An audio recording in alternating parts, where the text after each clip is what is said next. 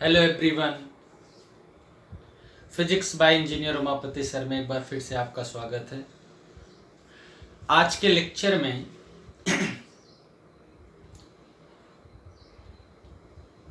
हम जो टॉपिक देखेंगे वो है फोर्थ चैप्टर फर्स्ट यूनिट का। फर्स्ट यूनिट थी इलेक्ट्रोस्टैटिक्स और चैप्टर नंबर 4 है capacitor and dielectrics. Capacitor and dielectrics, ये जो चैप्टर है ये बहुत ही इंपॉर्टेंट है और इसके हमने अपने चैनल पे 2 वीडियो ऑलरेडी डाले हैं, लेकिन वो दोनों वीडियो को हमने स्कूल के लिए बनाया था। वो पूरे के पूरे वीडियो इंग्लिश टू इंग्लिश हैं। ये जो हमारा वीडियो है हमारे चैनल के सारे बच्चों के लिए है। इस वीडियो में इस लेक्चर में ये थोड़ा लॉन्ग होगा, 30 मिनट प्लस ही होगा, 40 मिनट के अप्रॉक्सीमेटली। तो उस लेक्चर के जो दोनों वीडियोज में जितने टॉपिक्स हमने डिस्कस किए हैं वो दोनों वीडियोज के टॉपिक्स हम इस लेक्चर में डिस्कस कर रहे हैं। ठीक है, बहुत ध्यान से देखना क्योंकि ये जो चैप्टर है ये बहुत ही इम्पोर्टेंट है और इस चैप्टर में आप तभी करेक्ट न्यूमेरिकल सॉल्व कर सकते हो या एमसीक्यू क्वेश्चंस को सेलेक्ट कर सकते हो जब आपकी शुरुआत से कॉन्सेप्ट समझ में आएंगे। बहुत कंफ्यूजिंग है लेकिन बहुत ही इजी है, बस ध्यान से देखना। सबसे पहली चीज अगर हम बात करें, आप 2 टॉपिक ध्यान से देखो, ये आपको पहले भी पता है, conductor and insulator. Conductor and insulator ये क्या होता है? ठीक है, बेसिकली जो कंडक्टर है, देखिए जो इनके रिटन नोट्स हैं थ्योरेटिकल या डेरिवेशन के, आप बोर्ड पे जो मैं पढ़ा रहा हूँ डिस्कस कर रहा हूँ वहां से नोट करते रहिए। बाकी हम पूरे के पूरे नोट्स आपको पीडीएफ फॉर्म में दे देंगे। ठीक है, जिसको भी चाहिए होगा वो हमें व्हाट्सएप करेगा, हम उसको तुरंत ही उसका पीडीएफ फॉर्म का नोट्स और इन दोनों टॉपिक की वर्कशीट उसको अवेलेबल करा देंगे। ठीक है, ध्यान से देखो, कंडक्टर इंसुलेटर। कंडक्टर क्या होता है? जैसे ये बॉडी है, ऐसे ध्यान से समझिए, ये बॉडी है। ये पहले हम कंडक्टर की बात करते हैं। कंडक्टर वो बॉडी होती है जिसमें चार्ज इजिली फ्लो करे। Electric charge can easily flow in the conductor और insulator electric charge can not flow in the insulator. Clear? Conductor में इलेक्ट्रिक चार्ज इजिली फ्लो होता है और इंसुलेटर में इलेक्ट्रिक चार्ज इजिली फ्लो नहीं होता है। क्लियर है? जैसे एग्जांपल की बात हम करें तो कंडक्टर का एग्जांपल है अर्थ, ह्यूमन बॉडी, मेटल्स एक्सेट्रा। जैसे ये सब जितने हमने नाम लिखे हैं, अर्थ, ह्यूमन बॉडी, मेटल एक्सेट्रा, इन सबको जैसे आप अपने आप को जाओ बिजली का तार छू दो तो आपको करंट लगेगा। इट मीन्स आपकी बॉडी में चार्ज फ्लो हुआ तभी तो आपको शॉर्ट लगा। It means your body is a conductor because electric charge can easily flow in the your body. Insulator का मतलब हुआ चार्ज कैन नॉट फ्लो। जैसे ड्राई वुड, अब सूखी लकड़ी से आप इलेक्ट्रिक के तार को छू दो तो क्या करंट लगेगा? नहीं लगेगा। क्यों? क्योंकि जो ड्राई वुड है उसमें electric charge can not flow. दूसरी चीज mica sheet, plastic, glass etcetera, ये सब ऐसे एग्जांपल हैं जिसमें कि इलेक्ट्रिक चार्ज इजीली फ्लो नहीं करेगा। क्लियर? ये तो आपको बस बेसिक कॉन्सेप्ट समझाने के लिए था। दूसरी चीज, आप एक चीज हमने वहां लिखा डाइलेक्ट्रिक। डाइलेक्ट्रिक, जो डाइलेक्ट्रिक होता है वो इंसुलेटर ही होता है, वो इंसुलेटर ही होता है। ठीक है, उसमें इलेक्ट्रिक इफेक्ट तो होंगे लेकिन इलेक्ट्रिसिटी प्रोड्यूस नहीं होगी। समझ में आई बात? तो उसकी डेफिनेशन आपको अलग से लिखने की जरूरत नहीं। क्लियर है? अब ध्यान से देखिएगा। नेक्स्ट टॉपिक हमारा है कैपेसिटेंस ऑफ, कैपेसिटेंस, अब यहीं से फोकस रहिएगा, कैपेसिटेंस ऑफ अ कंडक्टर। होता क्या है कैपेसिटेंस? कैपेसिटेंस होता क्या है? जैसे ये कंडक्टर है, हमने मान लिया क्या है, एक कंडक्टर है। अब इस कंडक्टर के कैपेसिटेंस की बात होगी तो सबसे पहली चीज तो हमें पता होना चाहिए कि what is the capacitance. What is the capacitance? तो ध्यान से समझना, capacitance is measure its ability to hold electric charge. What? Its ability to hold electric charge. Electric charge मतलब ये कंडक्टर है, ये कितना इलेक्ट्रिक चार्ज स्टोर कर सकता है, होल्ड कर सकता है, वही मेजर करता है कैपेसिटेंस, मतलब उसकी स्ट्रेंथ। जैसे 1 लीटर की ग्लास है, तो अब उससे क्या मतलब है कि उसमें 1 लीटर पानी, 1 लीटर दूध या 1 लीटर कोई भी लिक्विड उसमें हम ले सकते हैं। ठीक है? तो जो कैपेसिटेंस होगा, जैसे कोई कंडक्टर है उसका कैपेसिटेंस है 5 माइक्रोफैराड या 5 फैराड, तो वो रिलेटेड होगा कि वो कितना चार्ज होल्ड कर सकता है, स्टोर कर सकता है, वो उसकी स्ट्रेंथ बताएगा, related to ability to hold electric charge. तो अगर डेफिनेशन लिखनी होगी, capacitance of a conductor is measure of its ability to hold electric charge. ठीक है? दूसरी चीज, जैसे ये कंडक्टर है, अगर इस कंडक्टर को हम किसी भी इलेक्ट्रिक सोर्स से Q चार्ज दें, यहां पर Q क्या है, गिवन चार्ज, गिवन चार्ज। अभी जैसे कंडक्टर में वोल्टेज था 0 वोल्ट, हमने उसको 2 कूलम चार्ज दिया तो उसका पोटेंशियल डिफरेंस 5 वोल्ट हो गया। हमने उसको 4 कूलम चार्ज दिया तो उसका पोटेंशियल डिफरेंस 10 वोल्ट हो गया। मतलब हम चार्ज देते जा रहे हैं तो उसका पोटेंशियल डिफरेंस क्या हो रहा है, इंक्रीज होता जा रहा है। इसका मतलब Q जो गिवन चार्ज हमने इस कंडक्टर को दिया उसकी वजह से V यहां पे क्या है, rises in potential of conductor. जिस वजह से जितना हमने चार्ज देते जा रहे हैं, तो अब आप यहां से ध्यान से समझिए, आप Q इंक्रीज करते जाओगे तो V इंक्रीज होता जाएगा। मतलब आप चार्ज देते जाओगे कंडक्टर को, उस चार्ज की वजह से कंडक्टर का पोटेंशियल डिफरेंस इंक्रीज होता जाएगा। बात समझ में आ रही है? तो जो Q है वो डायरेक्टली प्रोपोर्शनल टू है किसके, V के। जो Q है मतलब given charge is directly proportional to the rises in potential of conductor. अब आप पहले से पढ़ते आए क्लास 11 से या उसके पहले से, हम प्रोपोर्शनल का साइन जब रिप्लेस करते हैं तो एक कांस्टेंट यूज करते हैं। यहां पर जो हम कांस्टेंट यूज करेंगे वो होगा C। यहां पर जो C है वही क्या है, कैपेसिटेंस। C क्या है, कैपेसिटेंस। तो यहां से एक रिलेशन जो आ गया C का, वो क्या आ गया, Q upon V। Capacitance is equal to Q upon V। एक डेफिनेशन तो हमने आपको पहले बता दी थी कि capacitance of a conductor is measure of its ability to hold electric charge. ठीक है?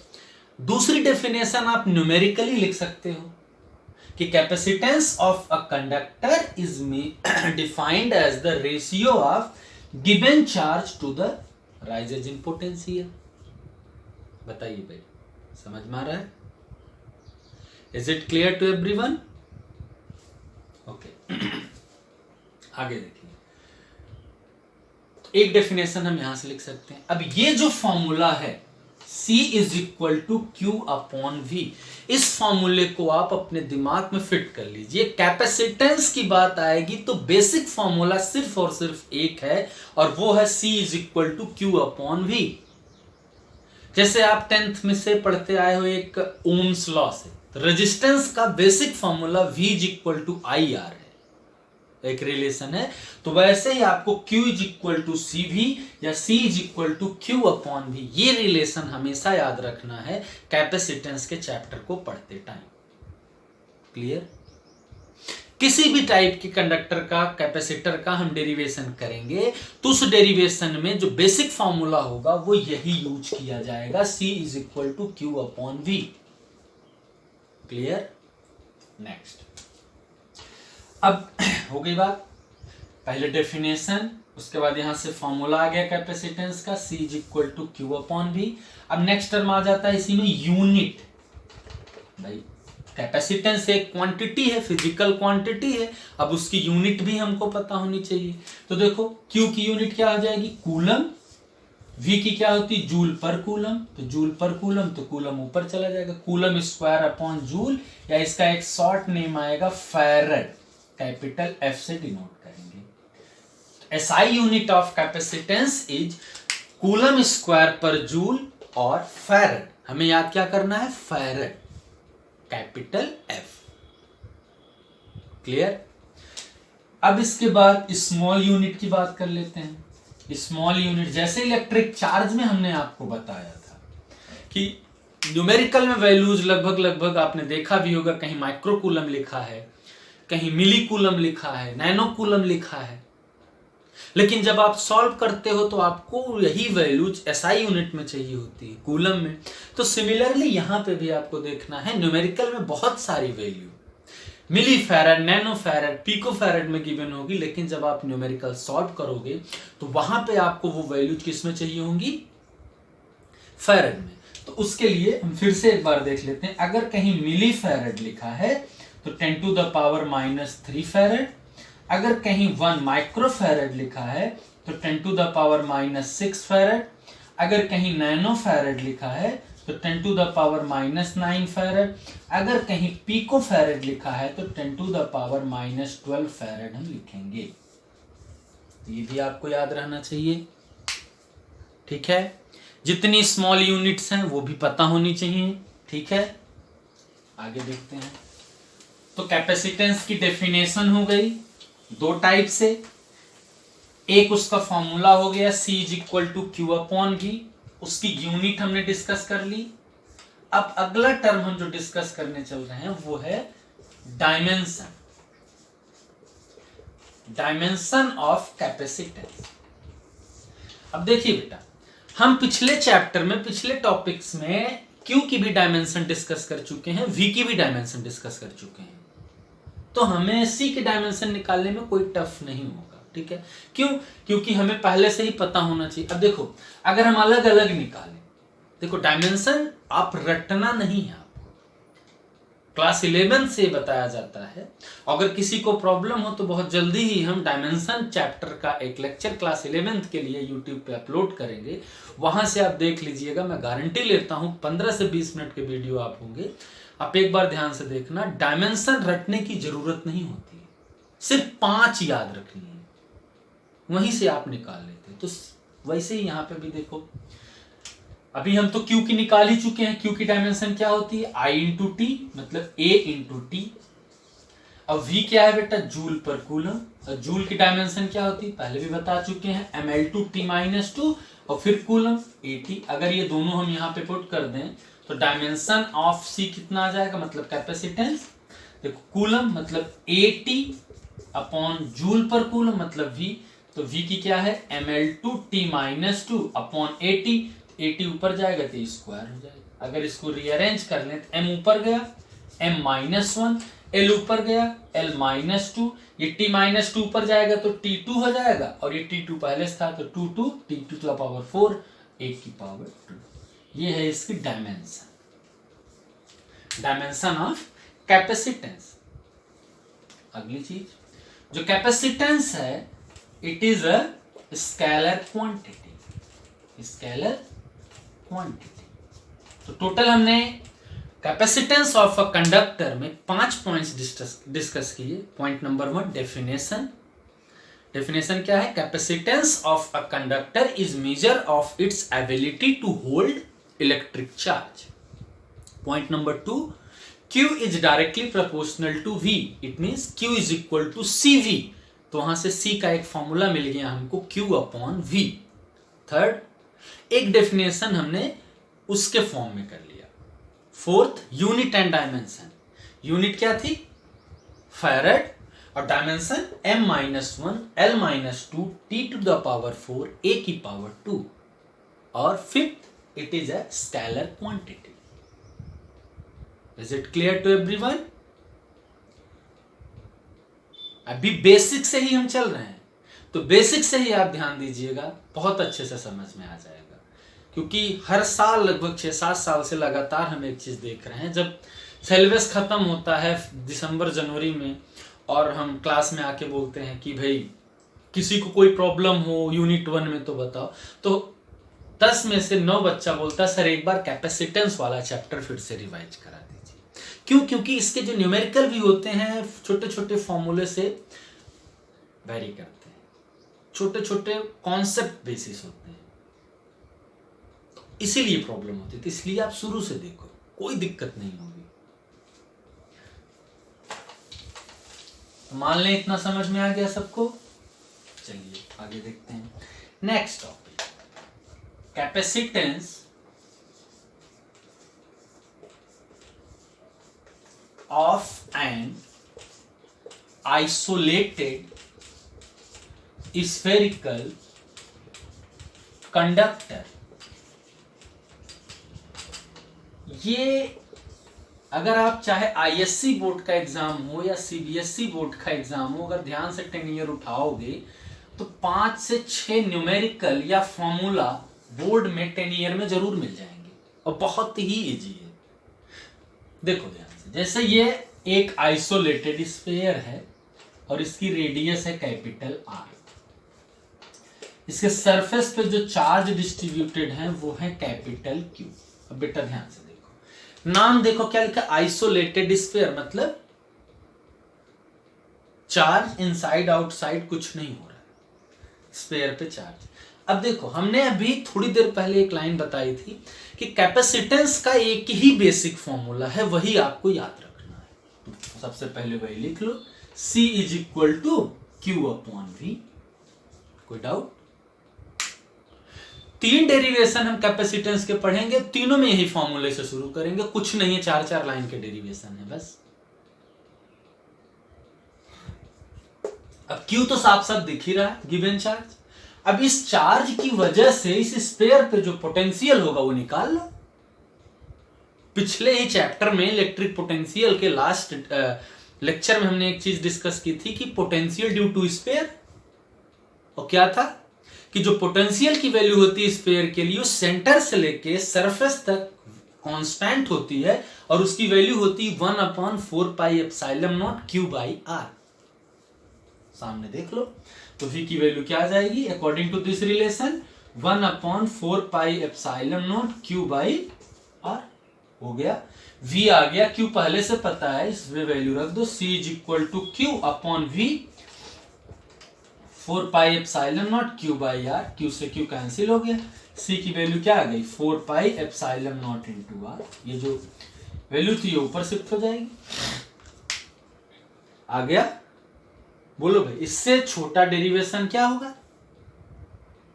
इसका मतलब आप एक चीज यहां से देखिए, जो कैपेसिटेंस है वो Q और V पे वेरी नहीं कर रहा है। ध्यान से देखो, ये बहुत इंपॉर्टेंट टॉपिक है। मतलब जो कैपेसिटेंस है C, यहां से याद रखना 1 मार्क्स के लिए, 1 मार्क्स का क्वेश्चन कहीं से प्रोड्यूस नहीं किया जाता, ऐसे ही कॉन्सेप्ट से बनता है। Capacitance does not depend upon Q and V, it depends upon radius of the sphere।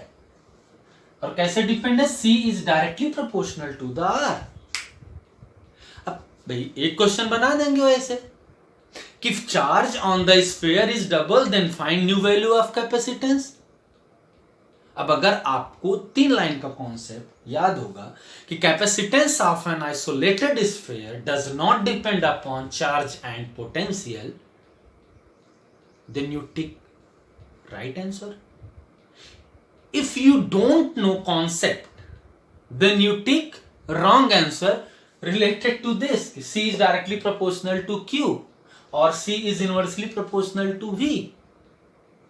शुरू में मैंने क्या कहा, इसीलिए ये बड़ा कंफ्यूजिंग लगता है. तो आपको एक एक कॉन्सेप्ट समझना है. समझ में आ गई बात. डेरिवेशन तो 3 लाइन में ही कंप्लीट हो गया. इससे हमने 1 मार्क्स के लिए 2-3 टर्म यहां लिख दी. इसको भी ध्यान से नोट कर लेना.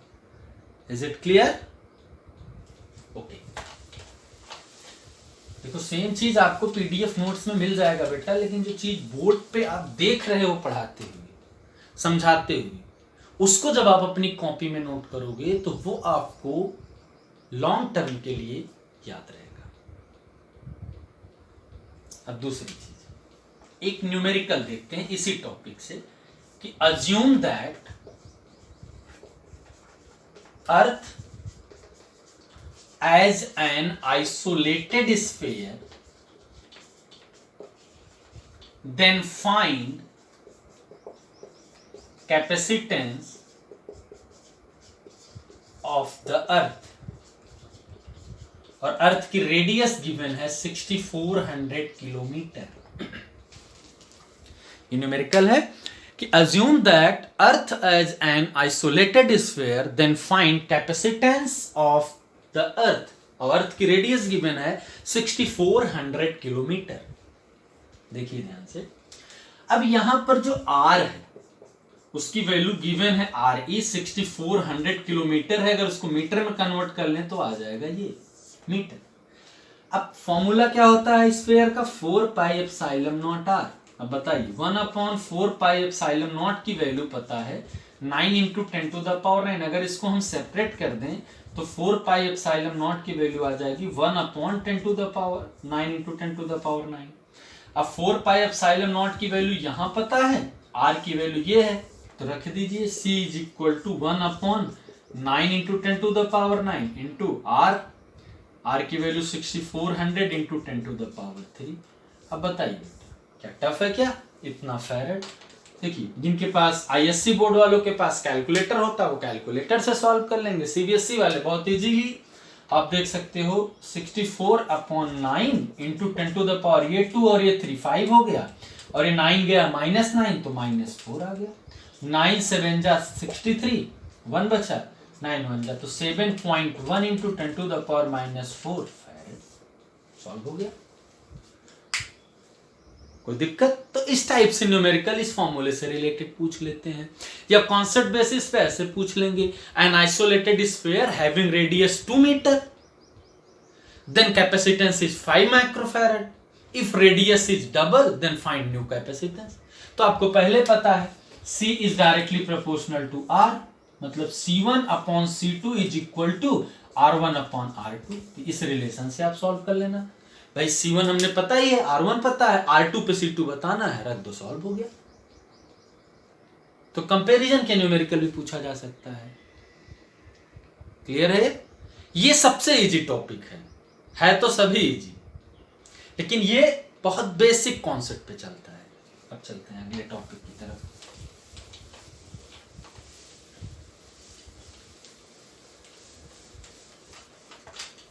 Next capacitor. अभी तो कैपेसिटेंस हमने पढ़ लिया. अभी बात आ गई कैपेसिटर क्या होता है. अब यहां पे बात आ गई कि कैपेसिटर ही क्या होता है. तो कैपेसिटर जो है वो एक अरेंजमेंट है. जैसे कभी पूछ लिया व्हाट इज कैपेसिटर, पूछा जा सकता है व्हाट इज कैपेसिटर, तो या what is the capacitance of capacitor. कुछ कॉन्सेप्ट हैं इसके भी, बस आप ध्यान समझिएगा. कैसे काम करता है ये भी पता होना चाहिए. तो कैपेसिटर जो है it is an arrangement which is used to store electric charge या hold electric charge. It consist by using 2 plane sheet and both sheet having equal and opposite charge mounted over between an insulating stand. अब यहां ध्यान से देखो, जैसे ये दो हैं, दोनों सीट को हमने एक इंसुलेटिंग स्टैंड पे रख दिया, एक प्लस है तो दूसरा माइनस है,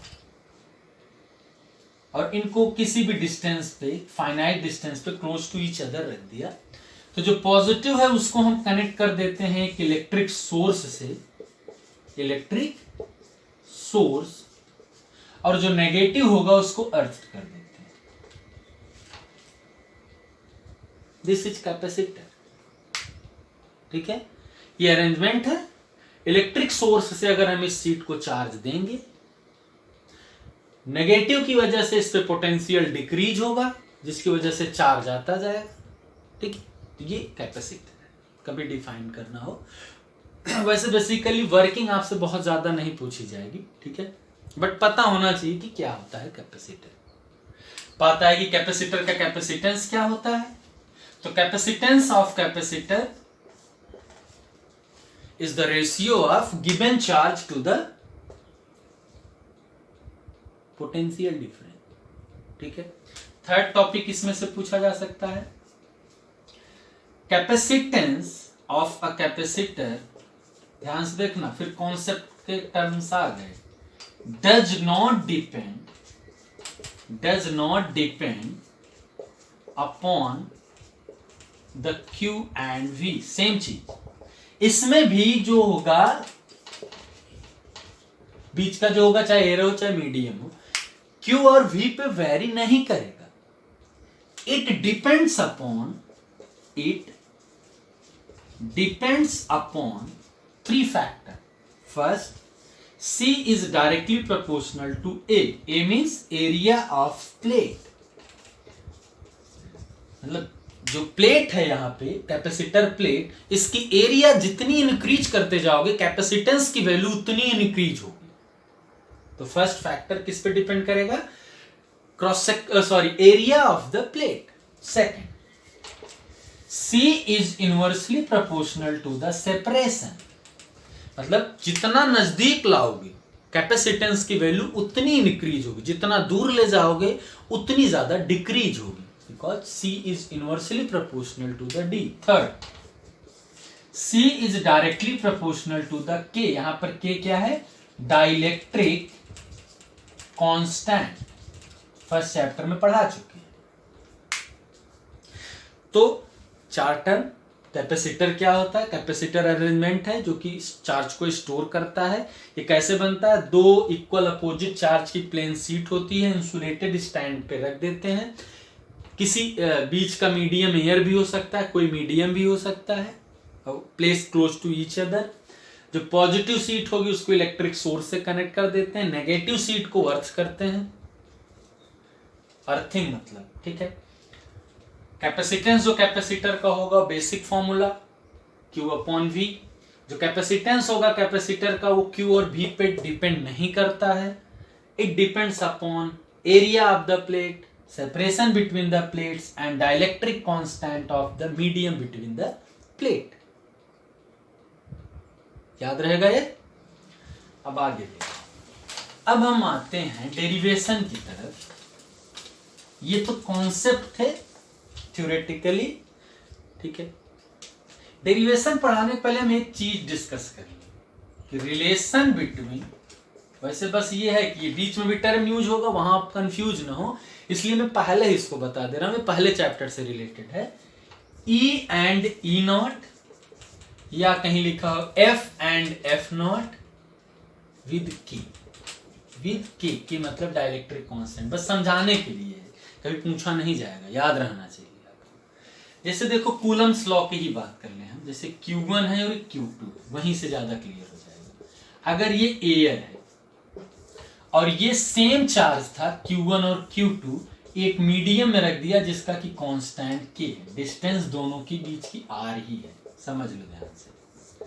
तो बेटा कूलम्स लॉ से इसका फोर्स अगर F नॉट ले लें तो क्या हो जाएगा? 1/4 pi epsilon naught Q1 Q2 by R square. नहीं होगा? F नॉट मतलब फोर्स इन एयर और F मतलब force in medium. Electric field E मतलब इलेक्ट्रिक फील्ड इन मीडियम और E नॉट मतलब इन एयर। मतलब जो हम नॉट लेके चलेंगे वो एयर या वैक्यूम के लिए ले लेंगे, एयर या वैक्यूम। ठीक है, कोई दिक्कत तो नहीं ना। अब इस चैप्टर में हम इस टाइप से पढ़ेंगे कि जो एयर के लिए निकालेंगे वो चाहे कैपेसिटेंस हो चाहे इलेक्ट्रिक फील्ड हो, हम उसको नॉट से, सी नॉट या ई नॉट, अगर किसी मीडियम में होगा तो उसके लिए सी या ई। ठीक है, तो ये हो गया। अब अगर इसके लिए हम एफ लें तो क्या हो जाएगा, 1/4 पाई। अब यहां क्या हो जाता है, epsilon Q1 Q2 by R square. अब एप्सिलॉन क्या होता है, के एप्सिलॉन नॉट। अगर यहां रख देंगे तो क्या आ जाएगा, 1/4 pi K epsilon naught Q1 Q2 by R square. अब बेटा ये बताओ, अगर हम दोनों को डिवाइड कर दें एफ नॉट अपॉन एफ तो क्या आ जाएगा, 1/4 pi epsilon naught Q1 Q2 by R square divided by ये मतलब 1/4 pi K epsilon naught Q1 Q2 by R square. तो ये Q1 Q2 से cancel, 4 pi epsilon naught R square, ये के ऊपर चला गया, मतलब F naught upon F is equal to K आ गया, आया। सिमिलरली इलेक्ट्रिक फील्ड में भी डिवाइडेड बाय चार्ज कर दोगे तो मतलब जो के की वैल्यू आई F naught upon F V आया, या K naught upon E naught upon E V आया, आ जाएगा, कोई दिक्कत बोलिए। तो ये रिलेशन यहां से आता है, अभी हम बाद में यूज करेंगे तो आपको लगेगा कि सर ने ये कहां से यूज कर लिया, तो ये हम यहां से निकाल सकते हैं। बस ये हम आपको समझाने के लिए बताए हैं कि आपको रटना ना पड़े कि बाद में पता चले हम रट रहे हैं के इज इक्वल टू, एग्जाम में बस एक ऊपर से नीचे हो गया बस काम खत्म, तो वो चीज नहीं। अब ध्यान से इसको नोट कर लेते हैं।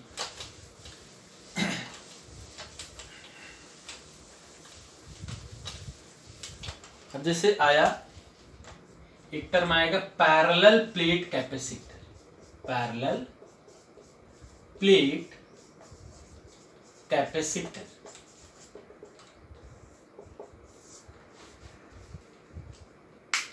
बस वही चीज है। अब parallel plate capacitor is also an arrangement which is used to measure its ability to hold electric charge. It consist by using two plate having equal and opposite charge placed at some finite distance, medium between both plate are air or any medium। Positive को electric source से, negative को अर्थ कर देंगे। बस ये है कि अब ये जो प्लेट्स हैं ये हर पॉइंट पे एक दूसरे से पैरेलल होंगे, सेम चीज वही लिखना है। ठीक है, कैपेसिटेंस की बात आएगी। अब आते हैं हम डेरिवेशन। पहला डेरिवेशन,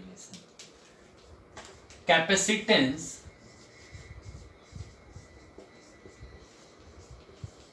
ड्यू टू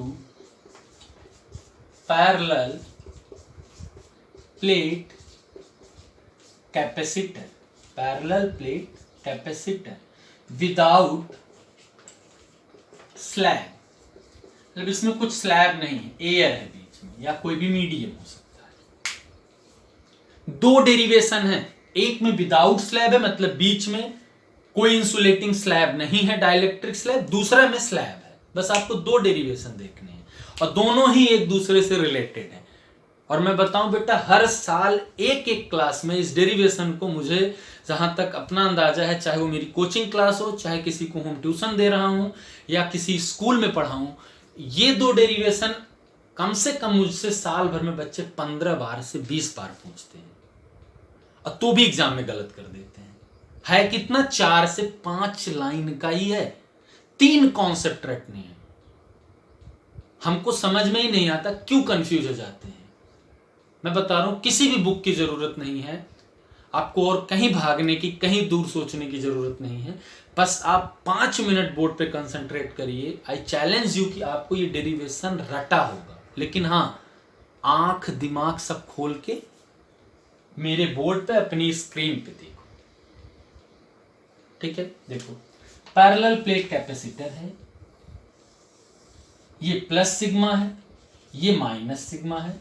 अभी बीच का मीडियम एयर ले लिया, इनके बीच की सेपरेशन है D.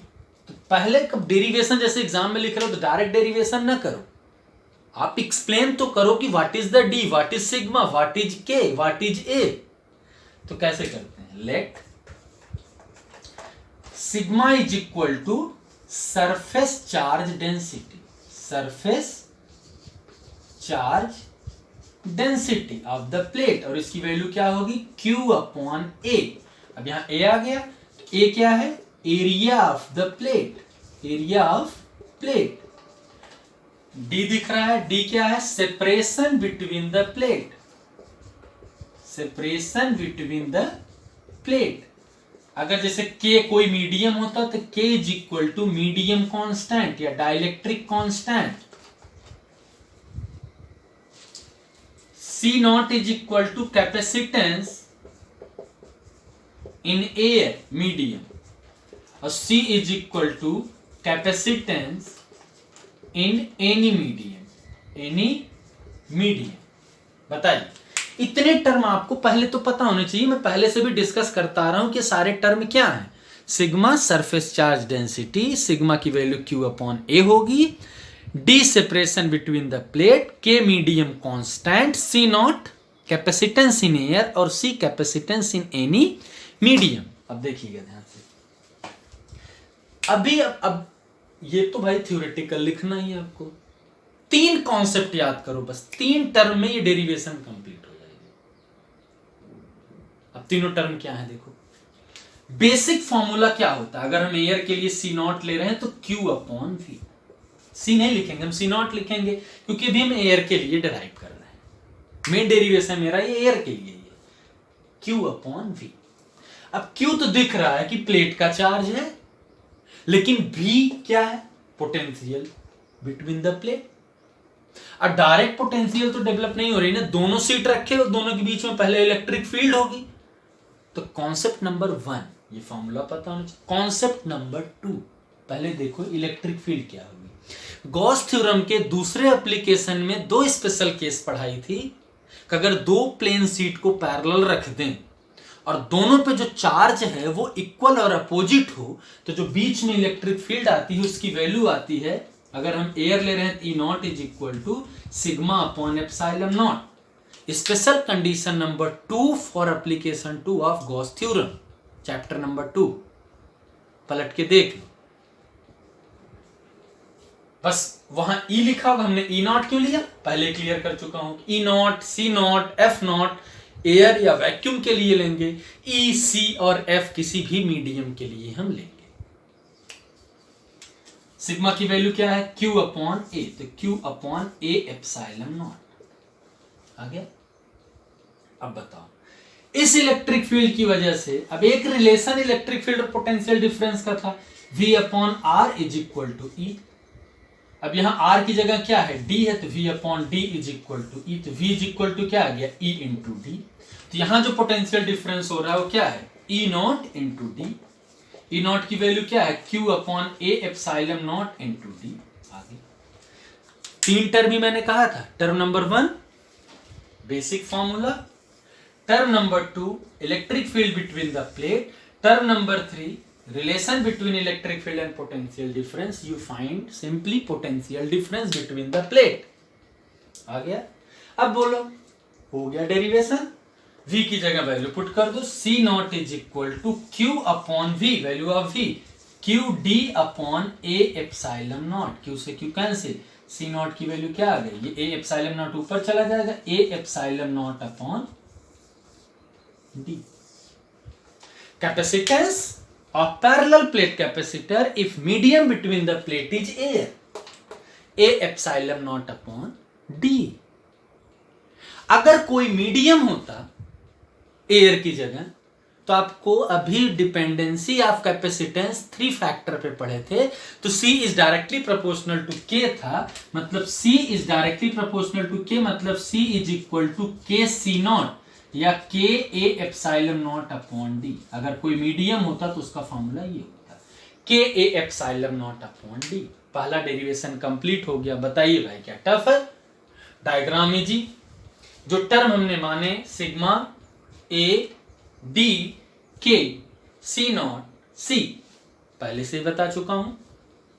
Term number 1 basic formula, number 2 electric field Gauss theorem से, नंबर 3 V इस रिलेशन से निकाला, इसमें वैल्यू पुट कर दी, ये हमारा फॉर्मूला आ गया एयर मीडियम के लिए।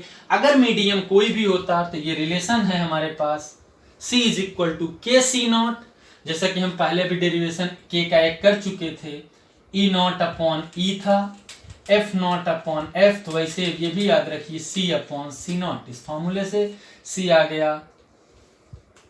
ठीक है, 3 ही टर्म थे बेटा, 3 से हमने इलेक्ट्रिक कैपेसिटेंस निकाल लिया पैरेलल प्लेट का, एक डेरिवेशन आपका हो गया।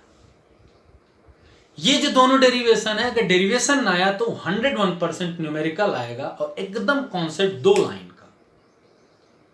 अभी मैं नेक्स्ट लेक्चर में या 2 लेक्चर के बाद जब कैपेसिटेंस के न्यूमेरिकल की बात करूंगा, उसके बाद फिर मेरा 1 घंटे का एक लेक्चर होगा आपके चैनल पे, जिसमें कि मैं सारे न्यूमेरिकल्स जो और सारे थ्योरेटिकल क्वेश्चन जो 60 to 70 हैं पूरी यूनिट के, जो आईएससी या सीबीएसई के 10 ईयर में पूछे गए, मैं सब डिस्कस करूंगा। आपको तब समझ में आएगा कि इन फॉर्मूलों की इंपॉर्टेंस, इन कॉन्सेप्ट की इंपॉर्टेंस कितनी है आपके बोर्ड एग्जाम के लिए।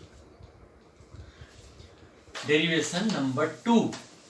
अब देखना, अगर ये पहला समझ में आ गया तो दूसरे में भी कोई दम नहीं, एकदम कॉन्सेप्ट सेम है, थोड़ा सा बस डिफरेंट है। अब capacitance due to parallel plate capacitor, ये विदाउट की जगह क्या हो जाएगा, विद स्लैब। विद स्लैब मतलब इसमें एक डाइलेक्ट्रिक स्लैब, जैसे ये पैरेलल प्लेट कैपेसिटर है, plus sigma minus sigma charge थी, सेपरेशन डी थी। अब इनके बीच में क्या किया, एक डाइलेक्ट्रिक स्लैब मतलब कोई सीट डाल दी जिसकी की डाइलेक्ट्रिक कांस्टेंट है के और इनकी थिकनेस है स्मॉल टी। अब कैपेसिटेंस बताना है। अगर पिछला डेरिवेशन आपका क्लियर है तो हम बता रहे हैं ये भी एज इट इज वैसे, ये कुछ भी डिफरेंस नहीं है, 3 ही टर्म इसमें भी यूज करना है। सबसे पहले ये रिलेशन अब हमेशा याद रखना, K is equal to E naught upon E या एफ नॉट अपॉन एफ या सी अपॉन सी नॉट, याद रखना। कभी कभी इसी पर डायरेक्ट न्यूमेरिकल आ जाएगा। ये रिलेशन कहां से आया बेटा, इसलिए मैं आपको डिराइव करके डिस्कस करके बता भी दिया, रटने की जरूरत नहीं। अब देखो, इसमें भी टर्म वही लिखोगे, sigma is equal to surface charge density. पिछले में मैं लिख चुका हूं इसलिए मैं यहां नहीं लिख रहा हूं, लेकिन जब आप एग्जाम में करोगे या अपनी नोट्स की कॉपी में कर रहे हो तो आप लिखना वहां, let sigma is equal to surface charge density, पिछले में कर चुके हो, Q upon A is equal to area of the plate, D is equal to separation between the plate, T is equal to, ये न्यू है इसलिए मैं लिख रहा हूं, thickness of the dielectric slab, K is equal to medium constant of the slab, या लिख दो dielectric constant of the slab, dielectric constant of the slab. और C not is equal to capacitance in air, C is equal to capacitance in medium. ये तो term लिखना ही, 2 new थे तो हमने दोनों को मेंशन कर दिए, बाकी को हमने अभी जस्ट पिछले डेरिवेशन में मेंशन किया है। तो जब आप डेरिवेशन करोगे तो थ्योरेटिकल पार्ट में लेट करके वो सारे फिर से लिखोगे और इस डेरिवेशन में ये 2 न्यू ऐड भी करोगे। अब देखिएगा फिर से हमने क्या बताया था अभी। अब यहां सी नॉट नहीं लेना है, सी लेना है क्योंकि बीच में मीडियम है, एक स्लैब है। बेसिक फॉर्मूला 3 टर्म, दोनों डेरिवेशन के लिए सिर्फ 3 term. Term number 1 basic formula, C is equal to Q upon V। Term number 2 electric field. अब यहां थोड़ा सा चेंज है, पिछले में सिर्फ एयर था, एक इलेक्ट्रिक फील्ड निकाला, यहां एयर भी है, देखो इतनी दूर पे एयर है और यहां देखो एक मीडियम भी है, तो दोनों चीज है, तो 2 इलेक्ट्रिक फील्ड होगी, क्योंकि electric field is depends upon dielectric constant या डाइलेक्ट्रिक मीडियम, तो 2 इलेक्ट्रिक फील्ड होगी। होगी कि नहीं होगी? तो पहले एयर के लिए निकाल लो, E naught according to Gauss theorem क्या हो जाएगा, sigma upon epsilon naught means Q upon A epsilon naught. अभी ये रिलेशन मैंने कहीं लिखा, ई की वैल्यू क्या आ जाएगी, ई नॉट अपॉन के, मतलब जहां डाइलेक्ट्रिक है उसके लिए electric field E naught upon के मतलब क्यू अपॉन के ए एप्सिलॉन नॉट। ये जो इलेक्ट्रिक फील्ड E है वो यहां पे काम करेगी इतने डिस्टेंस पे, और जो E0 है वो यहां और यहां काम करेगी जहां एयर है। मतलब अब जो पोटेंशियल डिफरेंस प्रोड्यूस होगी इलेक्ट्रिक फील्ड इनटू R के रिलेशन से, जो इन दोनों प्लेट के बीच में पोटेंशियल डिफरेंस आएगी, टर्म नंबर 3, 1 था बेसिक, दूसरा था इलेक्ट्रिक फील्ड, थर्ड था पोटेंशियल, कुछ नहीं अलग हुआ। वहां एक ही इलेक्ट्रिक फील्ड थी तो एक की वजह से आ गई, यहां 2 इलेक्ट्रिक फील्ड है तो 2 की वजह से पोटेंशियल होगी, और दोनों को क्या करेंगे, ऐड कर देंगे, क्योंकि पोटेंशियल तो एक स्केलर क्वांटिटी होती है। बहुत इजी है। पोटेंशियल कौन सी क्वांटिटी होती है, स्केलर, पहले ही बता चुके हैं, तो सिंपली ऐड हो जाएगा potential due to E plus potential due to E0। और E से रिलेशन क्या होता है, इलेक्ट्रिक फील्ड इनटू डिस्टेंस, जितने डिस्टेंस पे इलेक्ट्रिक फील्ड लग रही होगी। देखो पहले देख लो E0 कितने डिस्टेंस पे लग रहा है, देखो पूरी डिस्टेंस D है, T तक ही लग रहा है, तो बचा कितना, डायग्राम में देखो सेपरेशन पूरी D है और T तक ही लग रहा है, तो डिस्टेंस कितनी बची, D minus T, plus E कितने तक लग रहा है, T तक। बोलो कोई कंफ्यूजन हो तो बताओ भाई, ध्यान से समझो, बस थोड़ा सा डायग्राम पे देखो। E0 कितने डिस्टेंस पे लग रहा है, यहां और यहां, टोटल D थी, T तक नहीं लग रहा है, तो D minus T into E0 plus E into T, और सिंपली क्यों ऐड हो गए, क्योंकि स्केलर क्वांटिटी होती है। अब E0 की वैल्यू क्या है, Q upon A epsilon not, क्या, D minus T, plus E की वैल्यू क्या है, Q upon K A epsilon not T। अगर यहां पर हम Q upon A epsilon not को कॉमन कर लें तो क्या बचा, देखो यहां D माइनस T, और वहां पे क्या बचा, T अपॉन K। पिछले डेरिवेशन की तरह term number 1, term number 2 electric field, term number 3 potential. थोड़ा सा इसमें डिफरेंस हो गया क्योंकि यहां 2 इलेक्ट्रिक फील्ड थी। वैल्यू रख दो, C is equal to Q upon V। Q upon V की वैल्यू क्या आई है, Q upon A epsilon not D minus T plus T upon K। Q से Q कैंसिल, फॉर्मूला आ गया A एप्सिलॉन नॉट ऊपर शिफ्ट हो गया, D minus T plus T upon K is equal to C। ये capacitance due to parallel plate capacitor if a dielectric slab placed between the plate. क्या भाई tough है, समझ में आ गया। दोनों डेरिवेशन क्लियर हो जाने चाहिए, कम से कम 2 से 3 बार इन दोनों डेरिवेशन को समझ के करिएगा, पक्का याद रहेगा। अभी न्यूमेरिकल इसके हम नेक्स्ट लेक्चर में देखेंगे। बस एक छोटा सा इसी से रिलेटेड स्पेशल केस भी देख लेते हैं। कभी कभी 1-2 मार्क्स का न्यूमेरिकल बस डायरेक्ट फॉर्मूले पे आ जाता है। पैरेलल प्लेट कैपेसिटर के लिए जो C की वैल्यू आई है वो आई है A epsilon not D minus T plus T upon K। अब स्पेशल केस है इसी डेरिवेशन से रिलेटेड। पहली, अगर जो थिकनेस है वो D इक्वल पे ही हो जाए, मतलब जो ये थिकनेस है पूरे स्लैब पे है, जो स्लैब है पूरी हो जाए, तो T is equal to D, तो यहाँ रख दो A एप्सिलॉन नॉट, अब T की जगह D रख दो, तो D minus D plus D upon K cancel हो गया, तो C की वैल्यू क्या आ जाएगी, K A epsilon not upon D।